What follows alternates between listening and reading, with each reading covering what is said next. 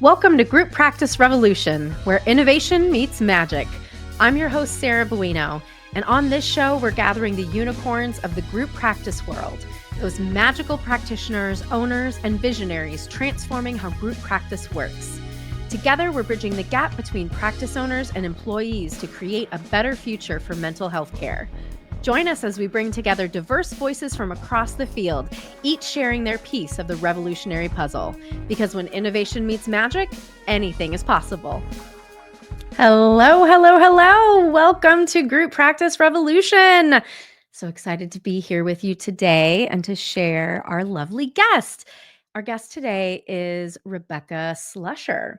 And what we're going to talk about is, so Rebecca is a practice owner, and we talk a lot about the process of working through our own emotional needs as a practice owner and trying to not put them on to your staff.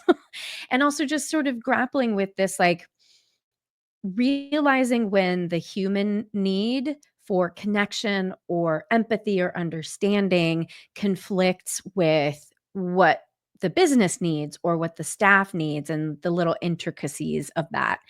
And, it basically kind of culminates in this idea of sort of growing up through leadership. And Rebecca is such a beautiful example of this. I think you'll really dig it.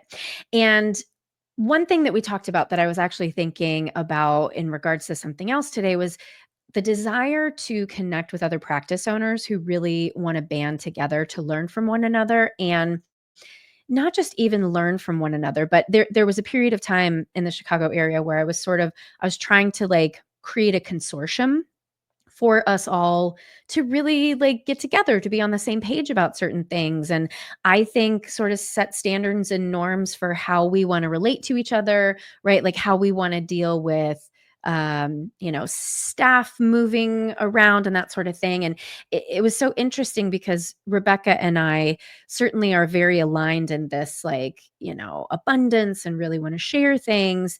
And the response that I got when I tried to put that consortium together was, I can't purport to, say what other people were thinking on the inside, but what it felt like to me was a lot of fear, or fear of being controlled, or fear of maybe sharing some of their secrets. I don't know. But this is why I've created Group Practice Revolution, because I do think that there are a lot of us who want to come together to really build something that's going to support not only us, but our staff, and ultimately really support clients for the better. So that's really what Rebecca and I dig into today.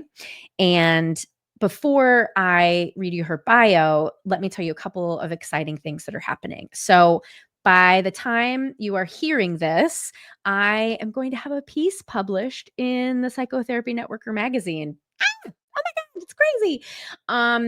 Feels like kind of a big deal for me. It's called A Therapy Revolution: Why Healing the Healer is the Future of Mental Health.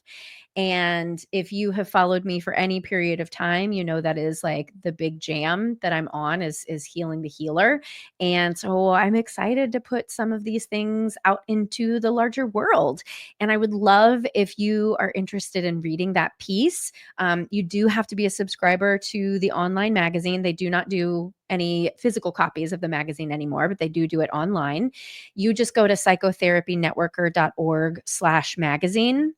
It's only $12 a year. And there's actually a lot of really great stuff in there. So you don't just have to subscribe for me. You get a whole bunch of other stuff. And you can earn CEs for reading the magazine and then taking a quiz. So for $12 a year, that's a really great deal. So I hope you will read the piece and give me some feedback. What do you think? I'm curious. And I also have one other exciting thing in the works that I don't have all the details for just yet. But in the coming months, I'm going to be offering a consultation group called Tending to the Wounded Healer. And it's going to go along with having a sponsor for the podcasts. And again, don't know all the details, but I'm super excited to be partnering with this organization and offering this consultation group. So if that's something that sounds of interest to you, stay tuned and I will share more info as I get it. Hopefully next month I will have all of the info. So without further ado, Rebecca Slusher, she, her, is the owner of Balanced Life Counseling and has been for 15 years in the Logan Square community. The practice specializes in working with both individuals and relationships in the LGBTQ plus community. Their clients are often struggling with mood and have a history of traumatic experiences. You will not have a traumatic experience listening to this podcast today, so please enjoy my conversation with Rebecca Slusher. Hello, Rebecca. Welcome to Group Practice Revolution. Hi, thank you. Because I have two different podcasts now, I literally have to look at the screen. Thank God I have the logos up so that I can see what podcast am I on right Yes, now. So yes, we are Group Practice Revolution today. yes. Well, you kind of have 3, right? I mean, you've got burnt out practice owner and then I'm not doing that one individual. anymore, but that No? Okay. became this essentially. Okay. Yeah, Perfect. yeah. I love Yeah, it. because I mean, one of the things they say in marketing is that you don't want to put the negative part out there. So, if you're like Mhm. burnt out, is that really what we want? No, we want a revolution. That's fantastic. I love that. Yeah. Yeah. Well, would you like to introduce yourself to the listeners so that they know who you are? Sure. My name is Rebecca Slusher. I am the owner of a group practice in Logan Square called Balanced Life Counseling. We specialize in working with folks in the LGBTQ plus communities, um, both in relationships and individuals who have often experienced a trauma history. Um, yeah, now my brain has stopped. End of story. I Yeah, think that's the end of the sentence. Excellent. great. Well, first question that pops up off the bat for you is, so you're in Chicago. So we're both in the group practice Facebook group, Yes. and we've been seeing a lot lately. So we're recording this right at the end of March, and we've been seeing lately a lot of people saying like, "Oh, our referrals are down and this and that." I have found that practices that have a high level of LGBTQ clients have not seen their referrals dip. Are you in that camp, or have you seen things slow down? No, we've seen things slow down as well. I think, having been a practice owner since before COVID, I think Yeah. we saw a huge spike during those first few years after COVID hit. And now that things are leveling out, in addition to economic strife and health insurance being lost or more expensive, Mhm. um, I'm noticing that referrals are definitely down. I would say about half of what we had for a few years there during COVID. I mean, yeah, COVID numbers are never well, I was gonna say they're never coming back, but you know what? We're probably gonna have another pandemic. So, Mhm, like, mhm. I'm not gonna I'm gonna I'm gonna knock on wood and say that we're just gonna be fine.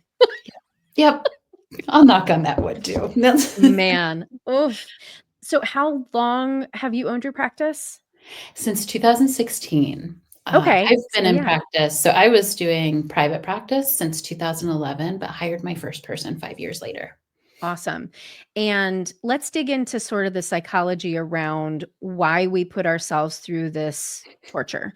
Um, it's not always torture, but it is painful to be a practice owner. It is. Yeah. Yeah. So, you're chugging along, do, do, do, do, do, and then 2015, you're like, oh, I've got this great idea. Like, to walk us through that process. What made you decide to start hiring? Yeah, so my my process, it was based on a friend who had lost her job, had been a counselor for a very long time, and asked me if she could work for me. She wasn't particularly gifted in administrative and business running things. I am hyper organized, like get really intense about some of that stuff. Um, and I thought it would be a really lovely way to help her and then to give myself a little bit of wiggle room with how many clients I needed to see, right? Um, that's where it all started. Isn't that the story? Like, that's usually how it started. That's how it started for me too. John knows. He's probably never listened to my podcast, but I keep saying he was the best and worst employee because he set me up for failure because he was so perfect. That's tough. Yeah. Right? That's Right? absolutely tough. Right, right. And then I'm like, "This is easy, managing Mhm. people." Oh my Yeah. gosh, yes. When when did you come to a point? Because I think usually the first one is easy, and then maybe the second one, like, at what point were you like, "Oh, I'm a boss now. I am an employer. I this is a business." Because I think often we're kind of like maybe because you're more organized, maybe you weren't so loosey-goosey, but, like, we don't always go into this really understanding the power position we're putting ourselves into. Yeah, absolutely, and I did not. I'm organized with some things and very loosey-goosey with a lot. I'm very fly by the seat of my pants and can keep things categorized and in order. Um, I would say probably 3 or 4 employees in, so I have 10 now. So probably around 3 or 4 employees in, and when I experienced my first turnover, Yeah. um, that's when I was like, "Oh," and that's when I had to start writing policy. I didn't know how to write policy. I Yeah. had to do an employee handbook. I didn't know how to do any of that. Right. Um, so yeah, a lot of fly by the seat of my pants. Yeah. And this is the part where I want employees to be listening to this podcast too, because I want and I'm, gonna interview employees and consultants and other folks like that. This area is the part where I want employees to have a perspective of what that's like, not necessarily to empathize with practice owners because I don't think that's their job, but No. I do want them to see it because that perspective can be really helpful when you're in the process of exiting a practice because Yeah. that I've had beautiful exits where it's just this collaborative process of, we know that you're doing this thing and I'm so excited and everything's great and lovey-dovey and we'll miss you. And then I've had, issues where people cuss me out and then, shit talk me and I've never heard from them again. Yeah. So what did you learn, I guess, from that? Let's just say all the turnovers, right? The turnovers that have happened, like, how do you hold that as a business owner and a practice owner? Yeah, I'm still learning, because like you said, each one I feel like is different, right? Always. My most recent was such a beautiful, like, 6-month process where Yes. we met every month to consult because they opened their own practice, and so we were consulting, and we kind of did a barter where they're gonna beautiful. Yeah. Um, and some before were really painful. Um, I think I learned a lot about myself and how I Yeah. take that in and how I need to show up to that. Because Yes. my first I lead with anxiety. That's my Dee, dee, dee, dee. yeah, that's my first, response when somebody's like, I'm gonna resign," you know? Yeah. Um, and so being able to remind myself, "Hey, take a minute, take a beat. Yep. Um, your anxiety is not theirs to hold. Yeah. Like, they need to be able to go when they need to go." Yeah. Um, yeah, so learning about that and then really trying to incorporate your policy, actually, the graceful leaving policy. So after this most recent, um, person left, that's when I reached out to you. When they actually started talking about resignation, that's when I reached out to you because I was like, "The way that they're doing this is so beautiful and lovely." Yeah. Um, and I think is so beneficial across the board. Um, am I sad to see her gone? Oh my gosh, she was amazing. But the process of it was really quite lovely. Yeah, and I'll just say for listeners, and I think this is something I'll end up putting on Group Practice Revolution, the platform, is to give people access to that policy. And what you and I had talked about at that time was sort of like, how do we balance centering the needs of the business and centering the relational process of this ending. And I'll give full credit where credit is due. Farah Beg, my friend, and she owns inner voice psychotherapy. That's what it's called. She's the one who said that term. And I was like, hey, like, I'm going to make a thing out of this. Is that okay? She's like, yes, take it. But yeah, if you present employee, because like what I have found is people want to know what feels good to you too. Like what feels generative, what feels equitable in terms of, getting the employees' needs met and then also being able to support the business. And so this graceful leaving policy is just sort of guidelines around how we want to handle the wind down of this process. And when it is done beautifully, it feels so good. And you can maintain a connection with that person who you've loved in your practice, and they can maintain connection with you too. And it doesn't always work out that way, unfortunately, but when it does, it feels like a big win. Absolutely.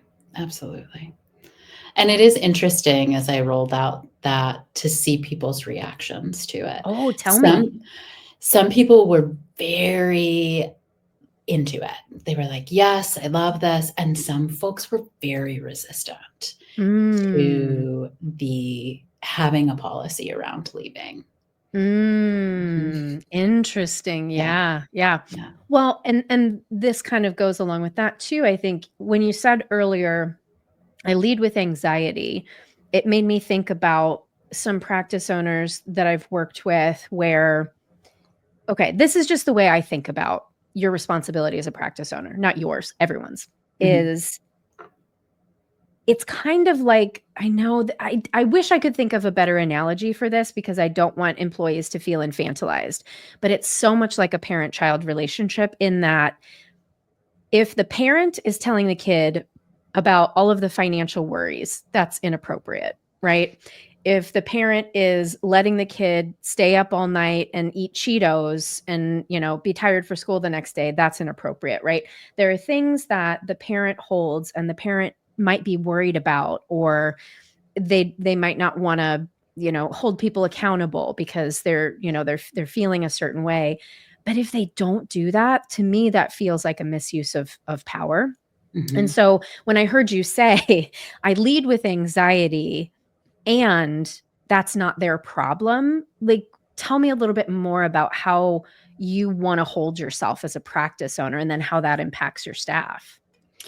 Yeah. So I think, and I think about that a lot. I have a friend who's also a business owner outside of the mental health field who has said to me before, your job is to say no.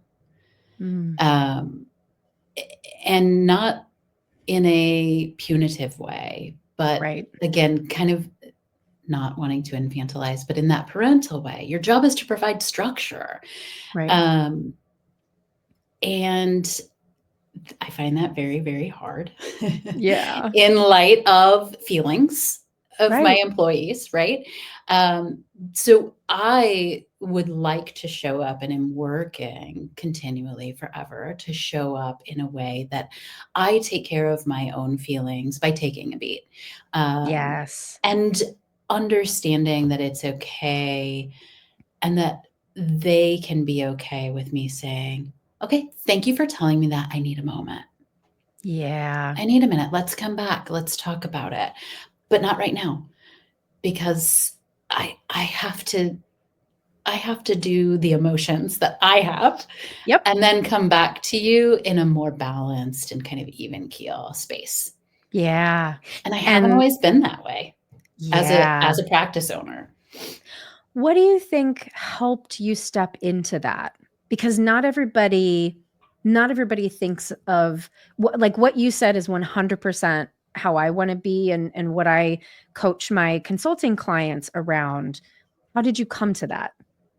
Honestly, feedback from exit interviews, from employees, really hard feedback that took me some time to sit with, to be uncomfortable with, but also being able to say, okay, this is where I learn, this is where I grow. Wow. I've been thinking a lot about therapists overall lately and sort of how we are in this time of crisis, because we're in a fucking crisis. Like Mhm. it's a polycrisis, meta crisis, however you want to put it. There are many crises happening in different areas, and I think that's what I'm sort of coming to is I don't ever want to really be like, oh, there's two types of people, but what I'm seeing are there two types of people. Mhm. One that gets feedback and they're like, okay, I need to sit with this and figure out what I want to take. Like, what's my responsibility? What's their projection and this and that? And they Yeah. digest it and then learn from it. And then there are folks who I see who are like, fuck this feedback. I'm going to do me, or they're wrong and I'm just going to power through. And I see those folks as struggling a lot more right now. Yeah, that's fair. Yeah. Yeah, and I feel like for myself, I can go through both of those things, right? My initial reaction is often, "Fuck that. I'm out. Yeah. You can't tell me what to do. You're not my boss," you know? Yeah. Yeah. And I will, I will always sit with it, ruminate on it, perseverate for a little while, and then eventually get to a place where I'm like, "Okay, here, like, I can't change what happened. Here's how I move forward to Yeah. try to either keep it from happening again or manage as much as I can Mhm. around it." Mhm. Yeah, I find a lot of practice owners struggle with feedback. Sometimes I think that that's why we go into practice owning rather than being an employee, right? Yeah. Yeah. Yeah. You could be right. I'm gonna Um, create my own rules because your rules are stupid. So here are yeah, mine. yeah. And I will Mhm. say that that's kind of how, I mean, that's how I went into private practice Right. because I didn't want a boss anymore. I worked in community mental health for like 6 years before. And anyone who has worked in community mental health knows that that is so much, it's so much work, recipe for burnout. Yep. Um, and the bureaucracy of it is so frustrating. Right. So coming out of that, I was like, nobody's going to be my boss. It's just going Yeah. to be me. And I never wanted to manage people. I didn't go into private practice with the idea of being a group practice owner. I had Yeah. managed people in the past. It went very poorly. Right. Um, I was very young, but yeah. And then, yeah, I think probably in the beginning, I know, let's be honest. In the beginning, feedback was not something that I took well. Mhm.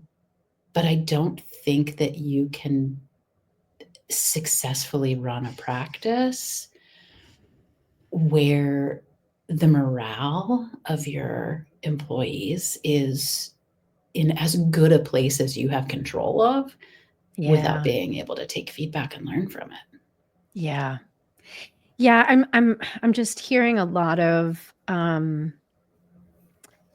again, this term is a little not right, but maturity around integrating, digesting, learning.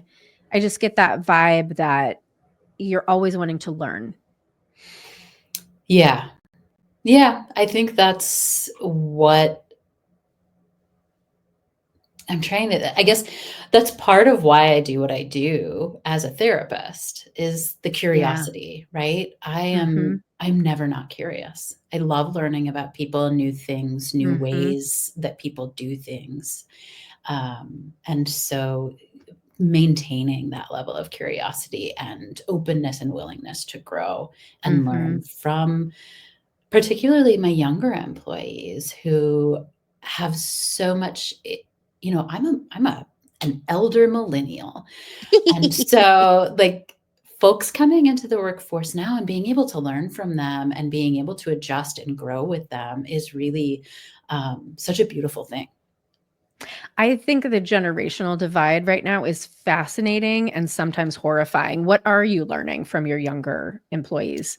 Yeah, a lot of what I'm learning, we're a super collaborative practice, so I'll kind of preface it with that. And so I will come in with a thought, a policy change, a whatever, and say, "What do you all think of this? I have blind spots. Let me know." Um, and often the my favorite thing to learn is, and this sounds really simple, but it doesn't have to be this way. We can get to that Mm, same thing, like, we can get to that same goal or that same goalpost without this rigidity or without mm, this piece. Okay, great. Let's do it. And it's always we're going to try it, we're going to experiment. If it works, great. If it doesn't, we're going to come back to the original, try that out. But yeah, being able to take that stuff in, just yeah. like things don't have to be the way they always were. And that Right. doesn't mean that we have to resent folks for wanting Right. things to be different. Right. Let's just Right. learn. Let's try it. Yeah. Yeah.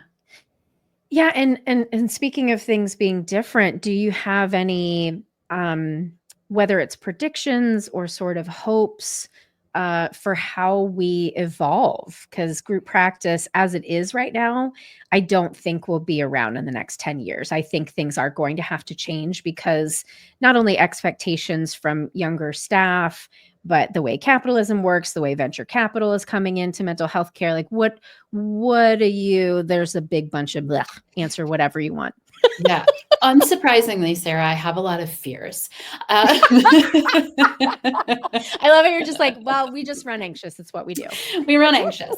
Um, on my more generous days, I think that something that we have to do to evolve with everything that's going on is we have to join together. I find that a lot of group practices, and I can only speak to the group practices in Chicago. I don't know how folks are doing it in other places, but we hold a lot really close and are very afraid to share, to connect, to be in community with each other. Right. And I think something that particularly just thinking about being under the capitalist structure with private insurances being the boss of everyone Yep. everywhere, um, we have to be able to come together and fight the fact that we haven't had any significant or meaningful increase in what we're paid and since I started in 2011, Right.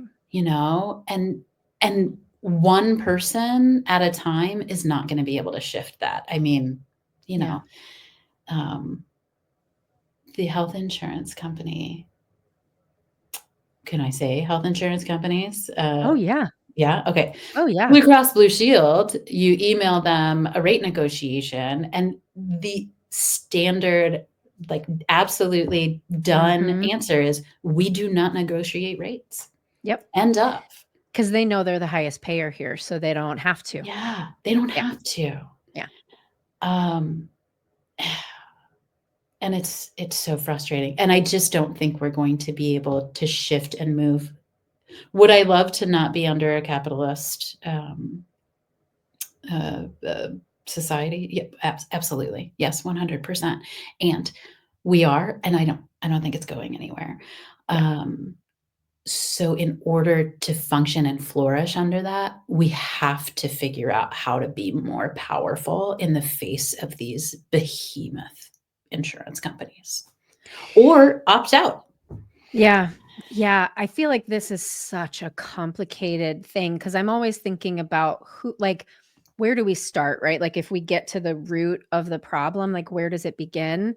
For me, the root of the problem begins with a society that doesn't understand how important relationships are. Mm, I just mhm. listened to, a podcast. I posted it on Group Practice Revolution if you wanna go check it out. Check it out, yes. But Ian McGilchrist, I'd heard his name before, but I didn't know who he was. He's a psychiatrist and neuroscientist, and, um, he was the podcast interviewer said, if you had to diagnose our society as a person walking into your room, what would you say? And he was like, self-absorbed, narcissistic, disconnected, addicted, like Mhm. all of these things. Yeah. And we're on the precipice of change, but we're in this no man's land of what is to come has not yet been built. And I think it's so hard to see what's coming. And I really do not know how we solve this problem, because I'm Yeah. curious who pays for the rate increases. Like, it would be great if the Right. CEOs stopped being billionaires, right? Mhm, mhm. And it came from there, but Right. it's gonna go to the We're gonna pay. consumer, which is Yeah. then gonna impact how many people come to therapy, right? Like, Right. so yeah, I don't know how we solve this, other than I know, at least in Chicago or in Illinois, there are a lot of bills right now asking Right. insurance companies to pay us more. Right. So anybody listening, if you want to know, how do I get involved? How do I do something? Make sure you are signing those witness slips. They're Yes. posted on Facebook all of the time, on the therapist Facebook groups. That's one way we can try to advocate. But also, like, I love this idea. And I mean, I think when we talked last time, you said something, and it hit me in the heart so deeply. You were like, I see what you're doing. I see that you're trying to bring us together and you're trying to build community, and people Mhm. are feeling competitive or whatever it else is that they're feeling. And I think obviously you and I are on the same page. Like, if we build community, there's so much collective power and wisdom in that. Yes. If we believed, there's enough for everybody. Right. Right. And I think, yeah, it's that scarcity mindset, right? Where no one believes there's enough. And that's created. I think that's created to Mhm. keep us fighting, to keep us competitive. Uh-huh. Uh-huh. And hopefully at some point we can kind of drop those weapons and I know. just come together. It's interesting because, too, I mean, going back to, like, where's the root of this? There's because we are, from a capitalist perspective, competitors, there are antitrust laws that mean we can't collaborate Right. on money and stuff like that, but that doesn't mean we can't have transparency. Right. Right. So, I mean, this is another reason why I'm trying to build a community on Group Practice Revolution of folks Mhm. who think like us, who know that there's a different way to do this, who are excited to come together and dream about what comes next from a Yeah. place of generosity. This is an interesting question. If you're a person who leads with anxiety like you do, how do you not fall prey to scarcity? Because it would seem like those 2 would be best friends, right? Absolutely. And they are. And I have had anxiety for a very long time. I know a thing or 2, hair Yep, flip. yep. She's my reluctant best friend, and Yeah, so I have developed ways to, again, take a beat, take a step back, like, "Hey," and talking to that part of me, talking to myself and being able to say, "Hey, yeah, I know you're scared. I know this is how it feels, and you also have been doing this for 14 years. Like, it's you know how this goes, and it's okay, and you yeah, need community, and that's so important, and that is the strength, right? It's always going to be scarcity if I'm isolated and doing it on my own. yeah. Well, in that, I hear faith, honestly, Yeah. whether it's faith in the process, faith in humans, faith in abundance. That's what it sounds like to me. Yeah, I think it's faith in process and faith in humans, which is such an interesting thing for me because faith in humans is not always where I feel comfortable. Yeah. It's an interesting time right now, because I feel like I I really do believe that deep down we are all good. And I Mhm. think that what gets in the way of people being good is being connected to themselves and the truth that, you know, we are wired for connection. So I too share that sort of like, I generally have faith in humans, but also right now there are a bunch of people acting a fool and ain't no way I'm going to put any faith into you. Yeah, yeah, absolutely. On the side, I also do animal rescue, and Oh, so when it comes to faith in humans, that really mm, chips away at that as well. yeah. So it's a little yeah, high level, I'm like, "Yes, and again, I truly believe in the same way, people are good, and I don't actually ever want I don't wish harm upon people. I Right. really wish I could shake people sometimes. But never harm, always goodness and sometimes we're Yeah. faced with some really challenging things that challenge that belief. Yeah, absolutely. And both can be true, Yes. right? You know? Yes. And I don't know, it just kinda goes back to the idea that I think, especially with climate change right now, we need to wake up to the fact that we are nature, and we have acted as if we are superior to nature, and anybody who abuses animals is, operating under that false assumption too. So Right. I don't think we're going to have a choice. I think we're gonna realize real soon that we are Yeah. nature and we have to figure out a way to cooperate instead of try to dominate. Yeah. Yeah. And what a beautiful world that will be Right? if we're able Right? to do that. I mean, we probably won't see it, but Sure. hopefully the generations, my little niece, hopefully she's Yes. gonna be able to see it in the Yeah, future.